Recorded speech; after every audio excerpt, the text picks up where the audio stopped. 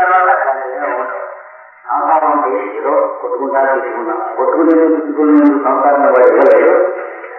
వారి ఇచ్చిన సంసారాన్ని మనం నిర్ధారణ చేస్తున్నాం. సంసారం అంటే చక్కని సారవంతమైన అంతర్యాన్ని చూస్తున్నది అని అంటారు. అట్లాంటిది సంసార వస్తువులు అనేటువంటి స్థితికి తెస్తున్నాం. మనం గుహలో ఉన్నటువంటి వారిగా శరీరం అంటే లోపల ఉన్నటువంటి వారిగా తెలుసుకోవాలి. ఇది అలా ఈ లోపల ఉన్నారండి అని చిన్న క్యాండీలో దీపం పెట్టుకుని గుహలో ఎవరైనా తీసుకెళ్తూ ఉంటారు. ఎక్కడంటే ఇంకా లోపల, అక్కడికి ఎక్కడంటే ఇంకా లోపల, ఎక్కడ ఇంకా లోపల గుహలో ఎక్కడో ఒక విగ్రహం ఉంది అనమాట. గుహలో వెళ్తూ ఉండగానే ఆయన దర్శనం చేయడం, వెళ్తూ ఉంటున్నటువంటి స్థితే ఆయన అందిస్తాను తెలుసుకోవాలి.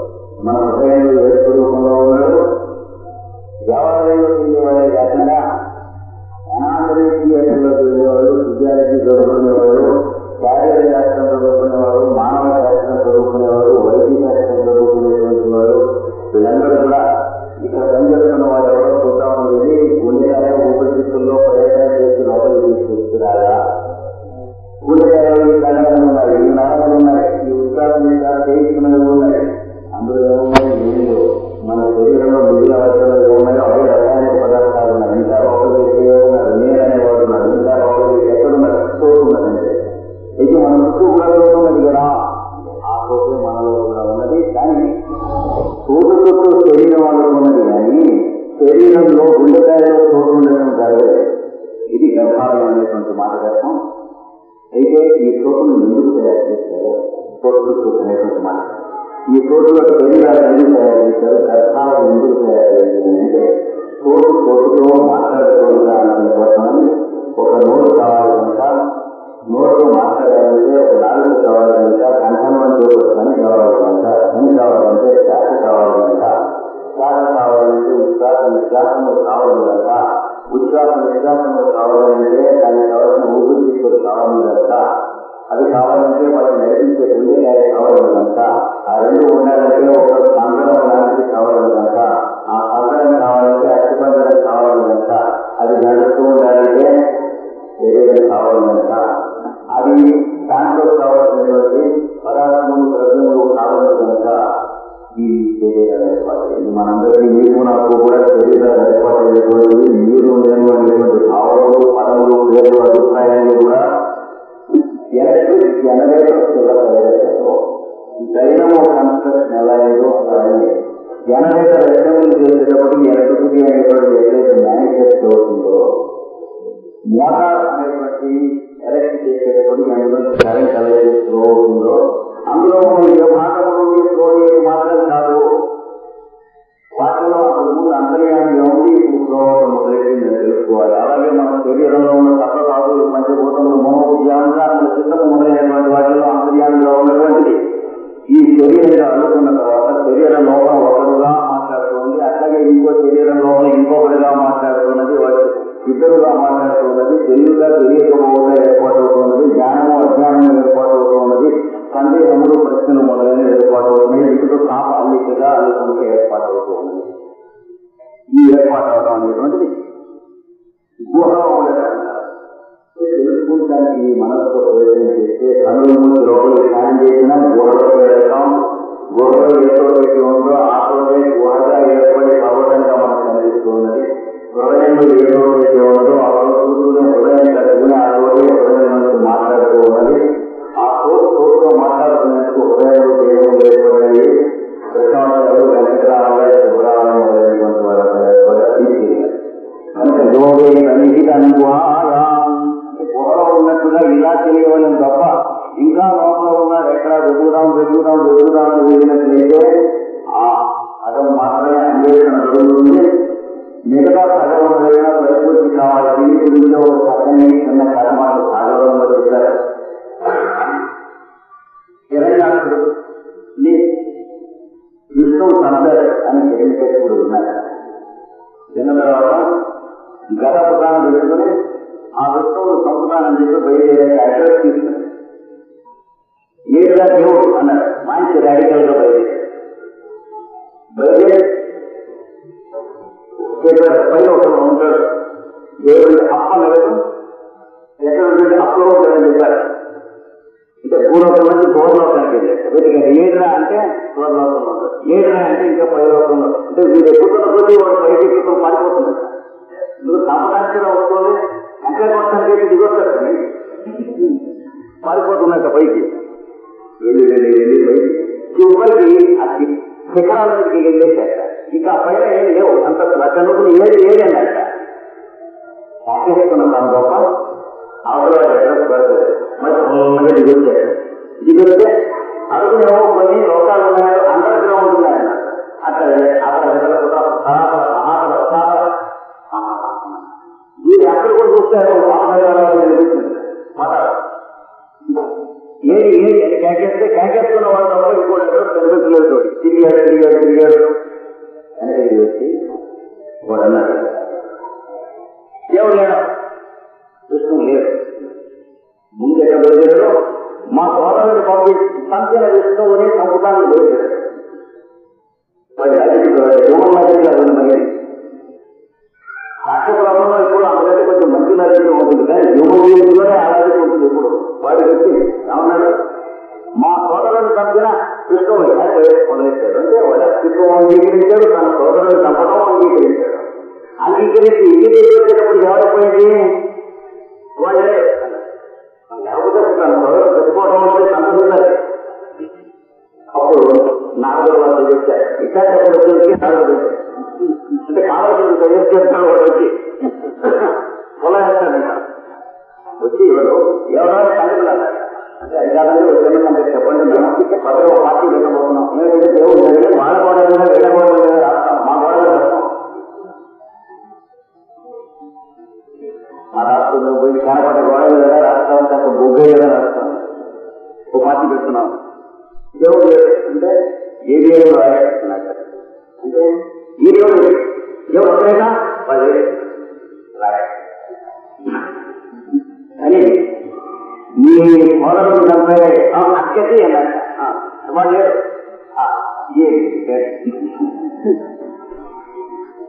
మరి తప్పే వారికి అర్థమయ్యాడు. 15 నిమిషాలు పట్టింది రేడికల్ చేస్తున్నాం.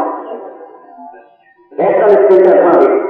రేఖలుగా ఉంటుంది వారి రేఖలు భూమి ఆచార్యంగా ఉండదు. లేదు లేదు ఎప్పుడు వారికి ఓడిపోతుందా అయితే ఒక ముఖ్య మీ సోదరుడు తప్పడం తప్పడం అయితే ఉన్నాడా లేదా అప్పుడు ఎప్పుడైనా అవుతుంది. ఈ రెండుకి అదనంలో చక్కని కదా అష్టమాలకు అంటున్నారు కదా. అంటే 3వ వాక్యాలు ఉంటుంది కదా మనకి. టీవీ ఓడవ మొదలైన వాళ్ళు 3 వాక్యములు రాశారు. సాగుతాయి 2 వాక్యముల కథలు కూడా రాశారు. ఆరోపణలో ఉన్న కథ తీసుకున్నట్లయితే ప్రపంచంలో అసలు ఎక్కడ లేవు. మీకు సాగుతాయి కూడా కన్నా చాలా స్థాయి ఈ కథ. అప్పుడు వాడు అయితే వినాలని కావాలి ఏంటంటే అన్నట్ట. అదే వినాలని కాలేదు, 2 కోట్లు పెట్టారు. గోగోలో కూడా కాలేదు, 2 కోట్లు పెట్టిన ఎట్లా దీనికి అంటే ఒక జీవితాలు తిన్నాడు అన్నారు. వాళ్ళ అడ్రస్ నాకు చెప్పారు. అంటే నేనన్నా ఉన్నా అంటే అనౌన్స్మెంట్ ఇచ్చేవాళ్ళ పేపర్లో కొట్టబడలేదు. ఇప్పుడు వాళ్ళు తెలియకని చెప్పాను, జనాలకి తెలియకున్నారు. చెప్తాను నాకేం తెలియదు. అందరికీ ఈ పేరు వెళ్తున్నాను పని చెప్తాను. ఎక్కడ చెప్పనా ఏ దేశంలో ఉన్నాడు? మీ ఏషియాలోనే ఉన్నాడు.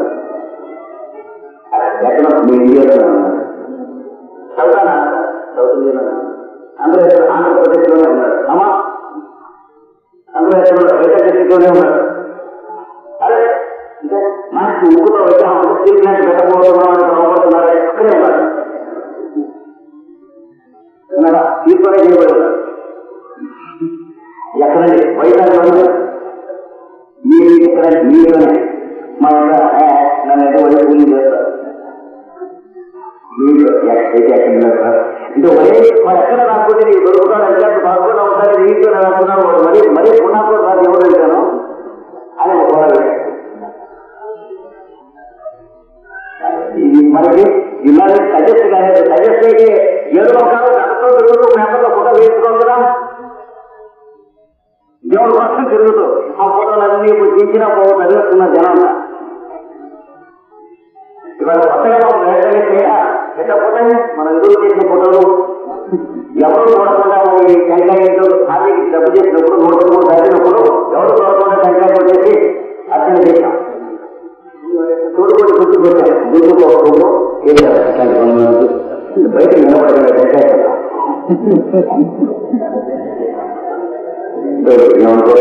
ఆ కొట్టినటువంటి ఆయన జ్ఞానాలు పెట్టాడు. అందుకని ఈయన కూడా చిన్న ప్రయత్నం అయినా మంచివాడు. ఇప్పుడు తర్వాత ఏంటిగా మా ఇంట్లోనే ఉన్నాడుగా ఉన్నాడు. ఎక్కడున్నాడు మీ ఇంట్లో? నువ్వున్న గదిలోనే ఉన్నాడు. నా డ్రాయింగ్ రూమ్ లోనే, డ్రాయింగ్ రూమ్ కానీ పుల్లింగ్ రూమ్ కానీ అక్కడ ఎక్కడ ఉన్నాడు అంటే అదే డ్రాయింగ్ రూమ్ కదా దేవుడు ఎక్కడున్నాడు దేవుడు చూసుకోవాలంట. ఎంతమంది 7 రోజులు తిరిగి వచ్చా టికెట్ లేదా వేస్ట్ ఫ్లైట్ టికెట్ ఎంత జరిగింది ఈ రోజుల్లో? ఎక్కడున్నారు కోటి లేదు. లోపల దేవుళ్ళు లోపల దేవుళ్ళు ఉండే బ్యాంకెట్ రోజుల్లో పోతే ఆ లోపల దేవుళ్ళు చెప్తే ఇది నాకు గడియారం అన్నాడు. వెళితే ఇది కదది. ఎందుకంటే అది ఆగిపోయే టైంలో ఎంపీ కానీ ఎంఎస్ కానీ ఎఫ్ఆర్సీఎస్ కానీ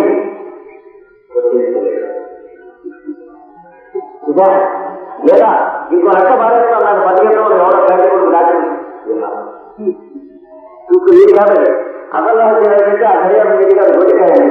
అది వాడి ఇది ఇలాంటి చెప్పలేదంటే గుడి పోతుంటాం. అది వీరనుకుని అయ్యాలో పడినలో వీరాలు అది వాళ్ళు అనుకుని ఖర్చు వస్తున్నాడు మనకి.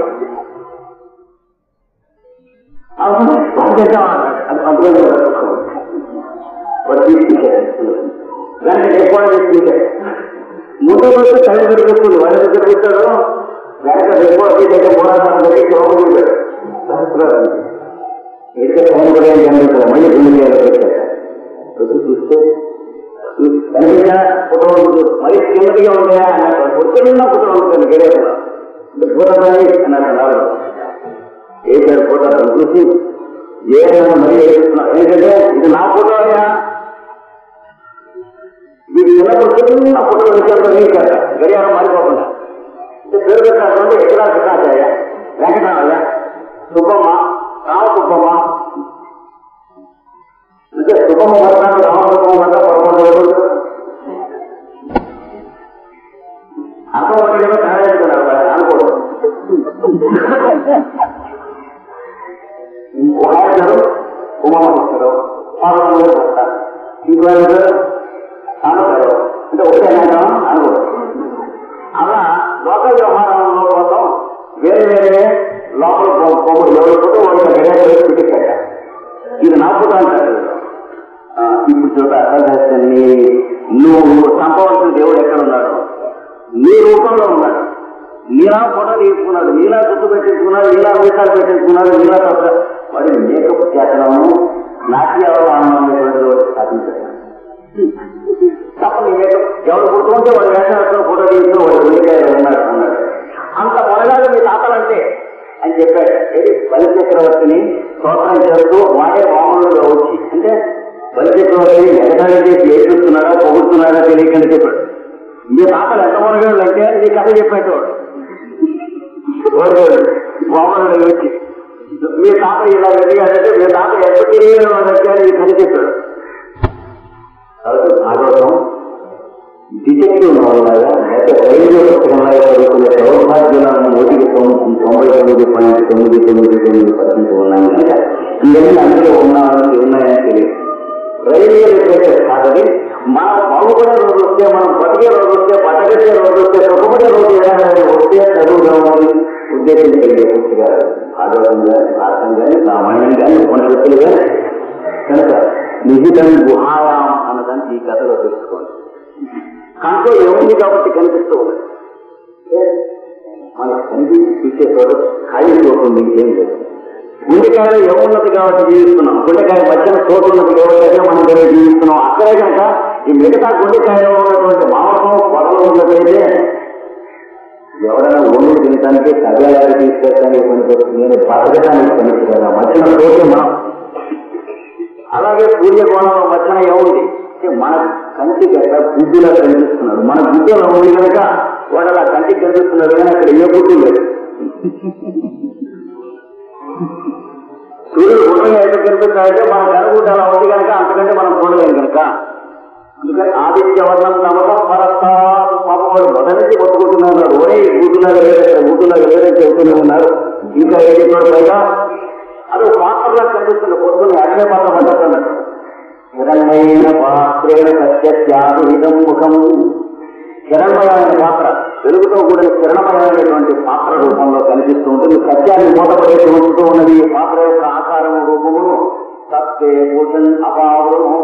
ఓ సూర్యుల్లో ఉన్న అంతర్యవస్తి, అందులో ఉన్న సూర్యుడు ఎవరైనా మనకు తెలియడానికి దాన్ని పక్కకు తొలగించి సత్య సన్మాయ దృష్టయే. ఈ చూస్తున్నటువంటి వాడు, చూడబడుతున్నటువంటి వాడు నేనని తెలిసేందుకు మాకు కనువిప్పు చేయమన్నాడు వాడు. అందుకనే ఇందులో కూడా వస్తుంది అక్కడ ఆదిత్యే. ఈ సూర్యుడు అంటే ఏమంటున్నాయి, వాళ్ళు ఎవరైతే ఉన్నాడో సయత్యాయం పురుషే అంటున్నటువంటి వీళ్ళు ఎవరైతే ఉన్నాడో ఏక వాడు ఒక్కడనే సంగతి తెలుసుకుంటానికి ఒక్కొక్క మెట్టే పైకి వెళ్తున్నాను కనుక అనంతం బ్రహ్మ నిహితం గుహయందు నిహితం అని ఉన్నాడు. వెళుతూ ఉన్న కొద్దీ ఎక్కడ పెడుతున్నామో ఆ చోటులో వెళుతున్నటువంటి వాడి రూపంలో ఉన్నాడు కనుక వెళ్ళి వెళ్ళి వెళ్ళి వెళ్ళి వీడు వాడవడం అనే స్థితి. ఇనప ముక్క అడుగుతుంది అనుకోండి, అయస్కాంతం ఎక్కడుంది అని. కొంచెం ఇంకో అయస్కాంతం దగ్గర తీసుకెళ్తూ ఉంటే అంత దూరం ఉంది, ఇంకో 110 వెళ్తే అని అంటాడు. ఇది అప్ అన్న దగ్గరికి వెళ్ళాలి నడుస్తూ ఉంటే. బస్సుల మీద వెళ్ళి దేవుణ్ణి చూసేవాడు లేకుండా యాత్రికుల కోసం బస్సుల మీద వెళ్ళి చూసేవాడు. తిరుపతి వెళ్ళినా ఈ కొండ మీదకి వెళ్ళినా మనం టూరిస్టులను తప్ప వెహికల్ కాదు, అది గమనించుకోవాలి. యోగాచలం వెళ్ళినా యోగంలో వ్యాఖ్యాచలం వెళ్ళినా హత్య చేయడం వెళ్ళినా ఏ జంతువు చెప్పినా సరే, ఏ కొండ మీదకి వెళ్ళినా సరే బస్సు మీద వెళ్ళి లేదా బయట హెలికాప్టర్ మీద దిగి మనం టూరిస్ట్ లో ఉంటాం తప్ప పిలిగ్రిమ్స్ అంటే వ్యక్తి వెళుతూ ఇంకెంత దూరం అంటే ఇంకో 10 మెట్లు ఉన్నాయి అని గుండె తప్పు వాడికి చెప్పాడు అనుకోండి. వాడి 10 మెట్లు అయితే ఒక్కొక్క మెట్టు మీదే ఒక్కొక్క 2-3 జన్మలు పండుకొని మళ్ళీ లేచి వెళ్ళాలి. ప్రశాంతంగా వెళ్ళాలంటే గుండె తప్పు కదా, అదే భావనలో అంటే. అందుకని ఏం చెబుతున్నట్టు వెతుకుతూ వెళ్ళండి. వెతుకుతూ వెళ్తే అయస్కాంతం దగ్గరికి వెళ్తున్నటువంటి ఇనప కణికలు వెళ్తూ అంత దూరాన్ని ఉంటే ఇనప ముక్కలో ప్రాణం ఉందనుకోండి. ఇది ఎక్కతో మాట్లాడింది, కాకి కుక్కతో మాట్లాడింది అనేటువంటి మన పంచతంత్ర కథలే ఇనప ముక్కతో మాట్లాడింది, తాళం చెవితో మాట్లాడింది, అట్లగాడ పెనంతో మాట్లాడింది అని కథలు చెప్పుకుందాం అనుకోండి. వీటన్నిటినీ ఆయన సంచిలో వేసుకొని తీసుకెళ్తున్నాడు. ఇక్కడ అయస్కాంత పర్వతం శిఖరం మీదకి, శిఖరం మీద అయస్కాంతం ఉన్నది. వెళ్తూ ఉంటే ఇందులో నువ్వు మాట్లాడుకుంటున్నాయి గడగడ కొట్టుకుంటూ అనుకోండి. కొట్టుకుంటూ అక్కడ కనబా అయస్కాంతం ఆయన ఎక్కడున్నాడు అనేది పెనం కనబా అంటగాడు చెబుతున్నాడు. నక్కబా అని చెప్పుకునే వాళ్ళగా చిన్నప్పుడు ఆ కథలు చెప్పుకోవటం లేదు అంటే మిగతా కథలు అందటం లేదు. ఎవరి కథ వాటిగా ఏడుస్తున్నాం. అందరిలో ఉన్నటువంటి ఒక కథ కావాలని కనుక జీవితంలో నిజంగా గెలవగలిగినటువంటి వాళ్ళు ఈ కథ చెప్పుకోండి. వెళ్తూ ఉన్న కొద్దీ చెప్పుకుంటూ ఉంటుంది. ఈ అట్లకాడ కణం చెప్పుకుంటున్నాయి, తాళం చెవి ఇవన్నీ చెప్పుకుంటున్నాయి. ఏమని అయస్కాంతమైనటువంటి కొండ మీద ఉన్నదని చెప్పుకుంటుంది. దగ్గరికి వెళ్తుంటే కథలతో మొదలెడుతున్నాయి. ఈ తాళం ఇట్లా కదిలి తాళం దగ్గరికి వస్తుంది. ఎందుకని పైన ఉన్నది అయస్కాంతం కనుక ఈ 2 కదులుతున్నాయి. అలాగే ఈ పెనం దగ్గరికి అక్కడ వస్తూ ఉన్నది. పైకి వెళ్ళేటప్పటికీ అయస్కాంతం ఎక్కడుందనే ప్రశ్న ఉండదు, అక్కడ ఉండేటువంటి ఆనందం ఉండదు. తానే అయస్కాంతం కనుక పరబ్రహ్మను పొందుట ఆత్మవద్దు పరం అన్నటువంటి మాటకి అర్థం. ఇది పొందుతంటే కొండకి వెళ్ళినప్పుడు వచ్చినటువంటి ప్రశ్నలకి సమాధానం అని అర్థం. కానీ వీటి ఎక్కి వచ్చే సమాధానం వస్తుందని కాదు, ఎక్కుతూ ఉంటే సమాధానం, ఎక్కుతూ ఉంటే తాను జరుగుతుంది. ఈ మధ్యలో యు ఆర్ ది వే అని తెలియదు. అందుకనే ఒక వాక్యం ధ్యానం చేయమని చెప్పాడు. అన్ని అవతారాల్లో కూడా యేసుక్రీస్తు అవతారంలో ఐ యామ్ ది వే ధ్యానం చేస్తాడు. నీ మార్గమే నీవు అవుతావు. నీవు నీ మార్గాన్ని నడిచి వెళ్తూ వెళ్ళి నీ మార్గం నీవు అవుతావు. దేని వెతుకుతున్నావో అది నీవు అవుతావు. నీవు దాన్ని పొందుతావు అని అనుకుంటావు. కింద క్లాసుల్లో మనం ఉంటూ ఉన్నప్పుడు కొండ మీద ఉన్నటువంటి అప్పన్నను చూస్తాం. మనం డౌన్లో ఉన్నాం అప్పన్నను చూస్తాం అనుకుంటాం. చూసారా? కానీ వెళ్ళేటప్పటికి ఏమవుతుంది? వీడు వాడవడం అవుతుంది. చూడటం అంటే వాడి దృష్టితో వీడు చూస్తాం మొదలుపెట్టారు. అప్పుడు భగవంతుడిని పొందిన వాళ్ళు ఏ దృష్టితో చూస్తారో భగవంతుడి దృష్టితో చూస్తారు. మనందరినీ వాడు ఎలా చూస్తారో అలా చూస్తారు. కానీ ఒకరినొకరు మనం చూసుకుంటున్నారని ఇలా కూడా ఈ స్థితి వస్తుంది. పరమే వ్యోమ అట్లా తెలిసినటువంటి వాడు గుహాయాం పరమమైనటువంటి గుహయందు వ్యోమన్ ఆకాశ స్వరూపుడై ఆకాశమునందు తన యందు తానుంటున్నాడు మన హృదయాల్లో.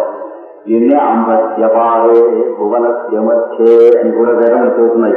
అపారమైనటువంటి జనన మరణాలు లేనటువంటి సృష్టి అతీతమైన అనంతమైనటువంటి అంబస్సునందు భువనముల యొక్క మధ్యమునందు అంటే సృష్టింపబడ్డ ప్రతివాడి హృదయంలోనూ ఉన్నాడు. సృష్టి లేకపోయింది అని అనుకుంటే లేని స్థితి ఒకటి ఉంటుందని మనం భ్రమపడితే ఆ మొత్తం 6 మైళ్ళలో వాడు ఉన్నాడన్నాడు. కనుక అంబస్య అపార అంబస్సులైంది.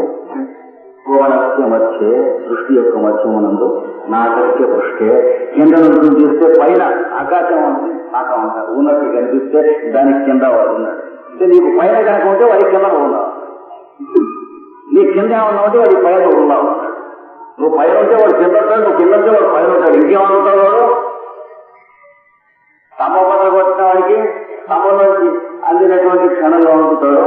కట్టేద్దామని ప్రయత్నం చేసినటువంటి యశోదాదేవి రూపం నువ్వు ధరించినట్లయితే ఎటు చూసిన వాడే కనిపిస్తాడు, స్తంభంలో వాడే కనిపిస్తాడు, చుట్టుపక్కల వాడే కనిపిస్తాడు.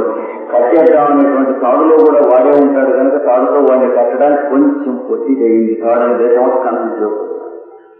వాడు ఇంకా అంతకంటే తనగలి ఊరాడని అర్థం కాదు.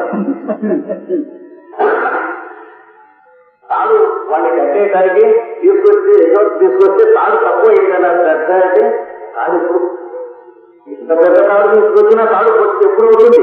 మళ్ళీ ఇందాక కట్టడానికి కదా చదువుకోండి. ఎంత పెద్ద తాడు చేసినా సరే తాడు పొట్టి కావాల్సింది. ఎప్పుడు అవుతుందంటే అంతకంటే పొడుగు తాడు వేస్తే అది పొట్టి కావాలి. ఈ భూగోళం మీద అందరికంటే మ్యాక్సిమం లెంగ్త్ ఉన్నటువంటి తాడు ఒకటి చేయాలన్నమాట. అది కూడా కట్టేయడానికి పనికిరాదు. అంటే అది పూతాడు. అలా కాదు. తాడు దేనితో చేయబడ్డదో దాన్ని తాడు చేయలేదు. ఒకటే అశ్రుతి అయితే కెరగం చేయడంతో తెలిసిపోతాడు. పరబ్రహ్మను అనుభవించడానికి ఏమిటో. అన్నం తింటున్నవాడు అన్నాన్ని తింటున్నా అనుకుంటాడు. మంచినీళ్ళు తాగుతున్నవాడు మంచినీళ్ళు తాగుతున్నాం అనుకుంటాడు. అశ్రుతి అయితే కెరగం అంటే అన్నం తినడం రుచిగా.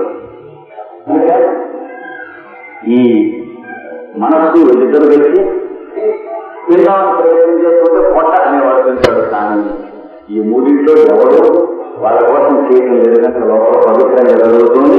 భారతదేశంలో ఉన్నట్టు ఫ్లేవరీ ఉండటం లోపల ఉన్న సామ్రాజ్యంలో బానిసత్వం ఉండదు. ఎందుకంటే నాలుగుగా తన కోసం చేయడం లేదు, మనస్సు తన కోసం చేయడం లేదు, ఈ గర్భం తన కోసం చేయడం లేదు. ఈ మొత్తంలో ఉన్న ఆశ్చర్యాన్ని గురించి సేవగా చేస్తూ ఉన్నాయి. కనుక మనం కూడా చేద్దాము కాక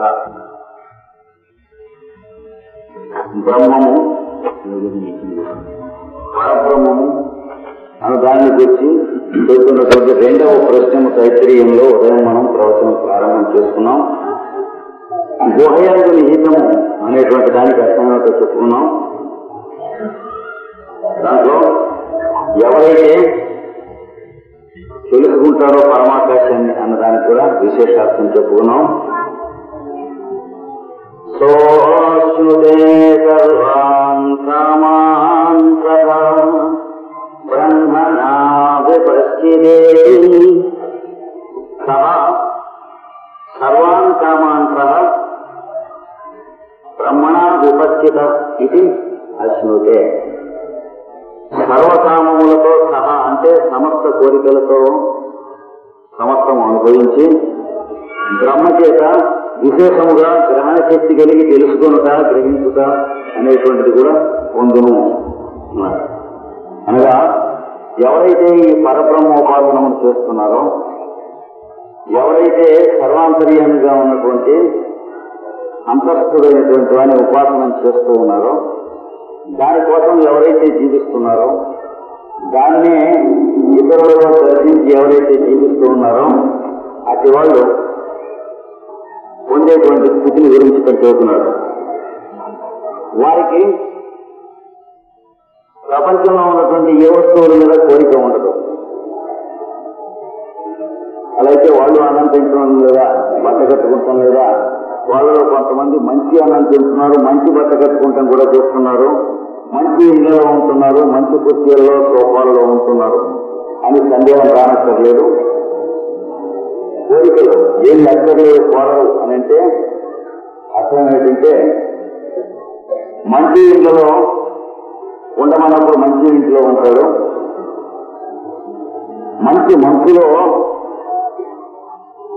తప్పుకుంటానికి ఏం లేకుండా రోడ్డు మీద పడుకోమన్నా అలాగే పడుకుంటాడు. అది ఆ మాట కట్టం.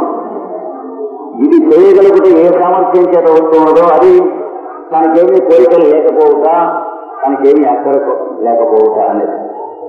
ఇది కానప్పుడు అన్ని సదుపాయంగా ఉండి ఇలాంటి ఏర్పాట్లు చేసి కూర్చోబెట్టి మైక్ పెట్టి ఫ్లడ్ లైట్స్ పెట్టి పరబ్రహ్మాన్ని గురించి ఆలోచించమంటే చెప్పమంటే నేను చెప్పడానికి మీరు ఎవరైనా కూడా చూస్తాను. అది కాదు. ఒకరోజు మనకు కష్టంగా ఉన్నది, ఒకరోజు సుఖంగా ఉన్నది అని జీవితంలో మనం అనుకుంటూ కల్లోలం పడుతూ ఉన్న విషయాలు. ఇంట్లోనే ఒకరి మాట ఒకరు వెనకపోయిన తర్వాత ఎంత కల్లోలంగా ఉంటుందో, ఒకరితో ఒకరు ఏ రకమైనటువంటి అభిప్రాయ భేదములు కలిగి ఉంటారో చూస్తూ ఉన్నప్పుడు మనకు కావాల్సినవి ఉన్నాయో లేవో అడుగడుగు తెలుస్తూ ఉంటుంది. సారాంశం ఏంటంటే, ఒక గంట మంది మనం పరీక్ష చేసుకుంటే మనకి అది అక్కర్లేదు అనేది లేదు, మనకి అక్కర్లేని ఒకటి లేదు అని తెలుస్తుంది. మన భార్య మన గురించి ఏమనుకుంటుందో కూడా మనకు కావాలి. కానీ ఈ స్థితి పొందిన వాడికి భార్య అనుకునేటువంటి అభిప్రాయంతో తనకేమిటి సంబంధం అనే రహస్యం తెలుస్తుంది. తన గురించి కదా అనేటువంటి పిరికితనము, దంకు, నపుంసకత్వం తొలగిపోతాయి. అలాగే మన కుమారుడు మన గురించి ఏమనుకుంటున్నాడు అనేటువంటి సందేహం పోతుంది. అలాగే ఒక ఉపన్యాసం ఇచ్చాక మన ఉపన్యాసాన్ని గురించి విన్నవాళ్ళు ఏమనుకుంటున్నారు అనేటువంటి పాండిత్యపు లక్షణం తొలగిపోతుంది. చూసారా? అలాగే ఉద్యోగం చేస్తూ ఉన్నప్పుడు మన కింద వాళ్ళు మన గురించి ఏమనుకుంటున్నారు, మన పై వాళ్ళు మన గురించి ఏమనుకుంటున్నారు, ఇవన్నీ తొలగిపోతాయి కనుక ఇవన్నీ సవ్యంగానే జరుగుతాయి. ఇక్కడ రహస్యం చూస్తున్నాడు. ఎవడైతే అది సవ్యంగా జరగాలి అని చెప్పి వాటి కోసం తగు జాగ్రత్త తీసుకుంటూ ఉంటాడో వాడిని రోజు పీడించి ఏడిపిస్తూ ఉంటాయి, చేయలేస్తూ ఉంటాడు. ఎవరైతే ఆఫీస్కి వెళ్తూ చొక్కా కొంచెం తిరిగి ఉంటే నా చొక్కా తిరిగింది అని గుర్తుంచుకుని నలుగురు చూస్తున్నారని అనుకుంటారు, వాడి ఉలికిపాటు చేత నలుగురు ఆ చొక్కాని చూస్తున్నట్లుగానే ఉంటుంది వాడి మనస్సుకి. కానీ వాడిని వాడి చొక్కాని చూడటానికి మన చొక్కా కొంచెం చిరిగితే చూడటానికి ఆఫీసులో ఎవరికి తీరుబడి ఉన్నది, మనం ఏమంత మాగాడం కాబట్టి అనేటువంటి రహస్యం తెలుస్తుంది ఈ పరబ్రహ్మమును పొందినటువంటి వాడికి, చూసిన వాడికి.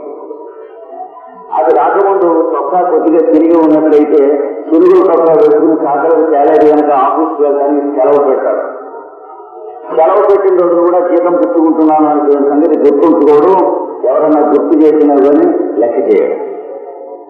అంటే మనకు ఉన్నటువంటి తిరిగితనం చేత ఒక విధమైన ప్రపంచంలో వారికి ఒక గంతు ఏర్పడి గంతుతో వచ్చినటువంటి పాపం లేనటువంటి ద్రోహచింత ఎగగొట్టడం, ఫ్రీగా సప్లై చేయించుకుంటాం, ఇట్లాంటివన్నీ వస్తాయి.